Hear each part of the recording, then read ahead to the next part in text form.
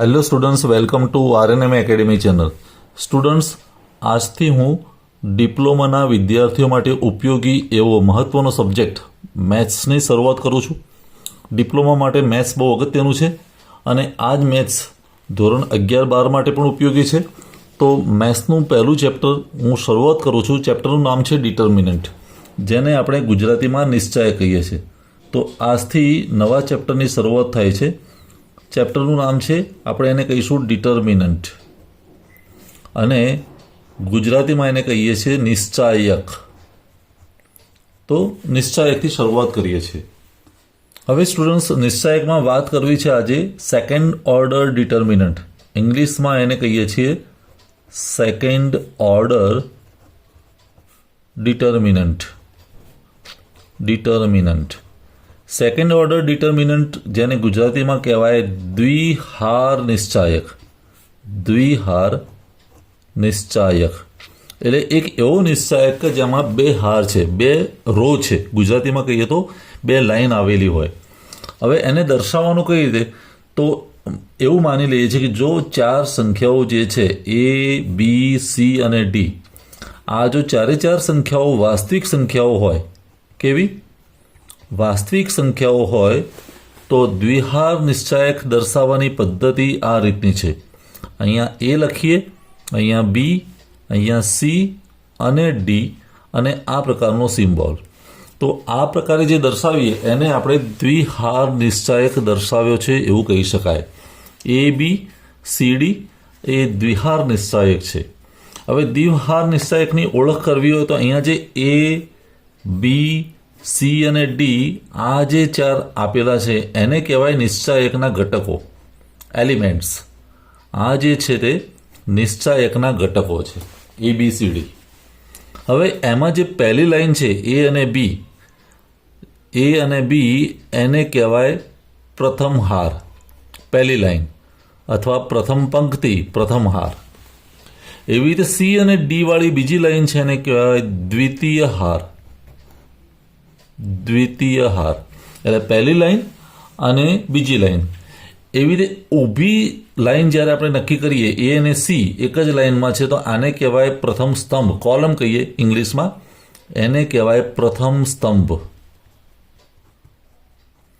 અને એવી બીજી જે લાઈન છે વર્ટિકલ, ઊભી લાઈન, એને કહેવાય દ્વિતીય સ્તંભ. એટલે બે હાર અને બે સ્તંભ, એનાથી નિશ્ચાયક બને. સાથે સાથે તમે જો ક્રોસ જુઓ A અને D, તો A અને Dને સાંકળતું જે છે એને કહેવાય વિકર્ણ, અને એ વિકર્ણનું નામ અહીંયા હું લખું, એને કહેવાય અગ્રવિકર્ણ. ઇંગ્લિશમાં આપણે ડાયાગોનલ કહીએ છીએ, એને કહેવાય અગ્રવિકર્ણ. અને એવી રીતે C અને B જે છે આ બે, એને કહેવાય પ્રતિવિકર્ણ.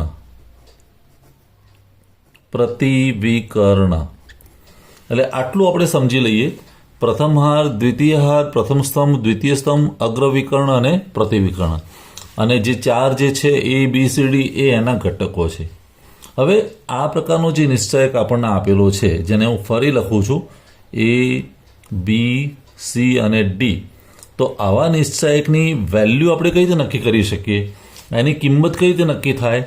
તો એનું ફોર્મ એવું છે કે પહેલો જે તમારો વિકર્ણ છે A અને D, એ બે ઘટકોનો ગુણાકાર કરી દેવાનો, એટલે A ઇન્ટુ D, અને માઇનસ એમાંથી જે બીજા વિકર્ણ હતો પ્રતિવિકર્ણ B અને C, એને બાદ કરી દેવાનો.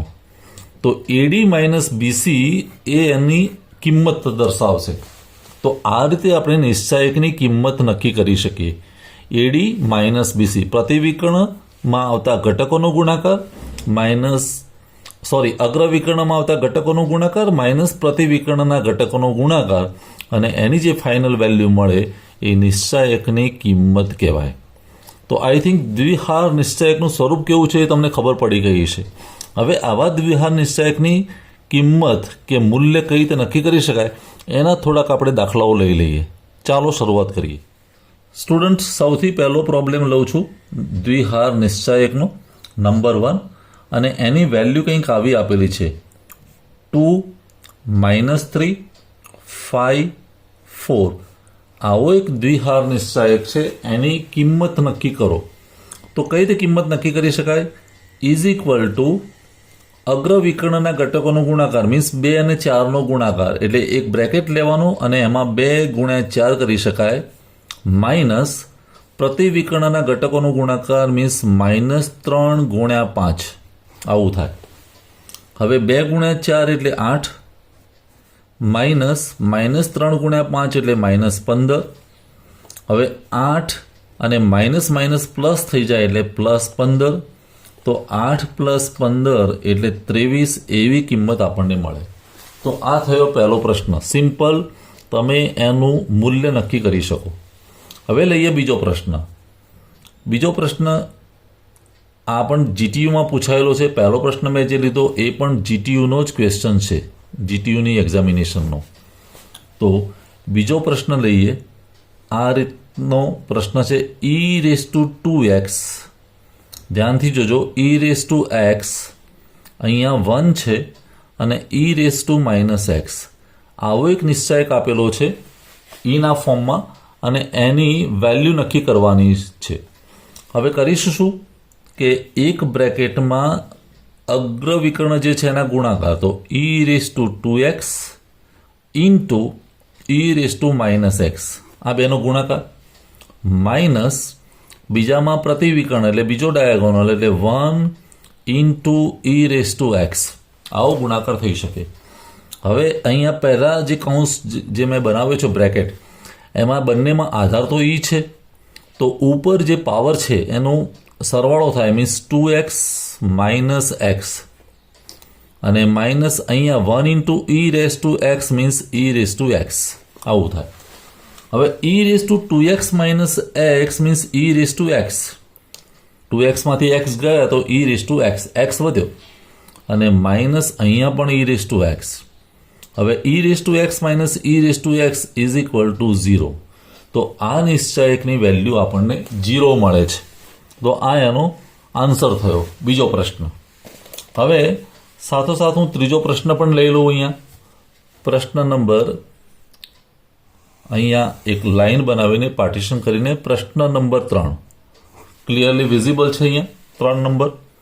હવે ત્રીજા પ્રશ્નમાં ક્વેશ્ચન આવો છે, x - 1 પછી x, અહીંયા x + 1 આવો એક નિશ્ચાયક આપેલો છે અને એની આપણે વેલ્યુ નક્કી કરવાની છે. હવે ઇઝ ઇક્વલ ટુ અહીંયા પહેલી લાઈન, બીજી લાઈન, પહેલો સ્તંભ ને બીજો સ્તંભ, તો પહેલા વિકર્ણનો ગુણાકાર, તો x - 1 ઇન્ટુ x + 1, અને ઓલરેડી નાનો બ્રેકેટ છે તો અહીંયા બહાર આપણે મોટો બ્રેકેટ કરી શકીએ, એટલે અગ્ર વિકર્ણના ઘટકોનો ગુણાકાર માઇનસ અહીંયા x ઇન્ટુ x. હવે x - 1 અને x + 1 તો આપણને ખબર છે કે x² - 1 થાય, પહેલાનો સ્ક્વેર માઇનસ બીજાનો સ્ક્વેર, તો 1નો સ્ક્વેર 1 એટલે x² - 1 થાય, અને અહીંયા x into x means x².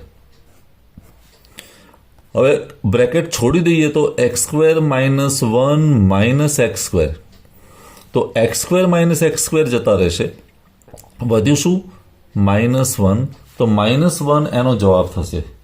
તો સ્ટુડન્ટ્સ, આજે એકદમ સરળ ફોર્મમાં નવા ચેપ્ટરની શરૂઆત કરી છે નિશ્ચાયકની.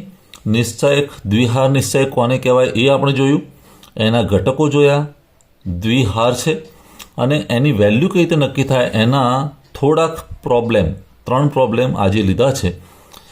નેક્સ્ટ વિડીયોમાં થોડાક વધારે પ્રોબ્લેમ લઈશું અને આ આખા कॉन्सेप्ट ने समझीશું. Thank you for watching. Thank you very much.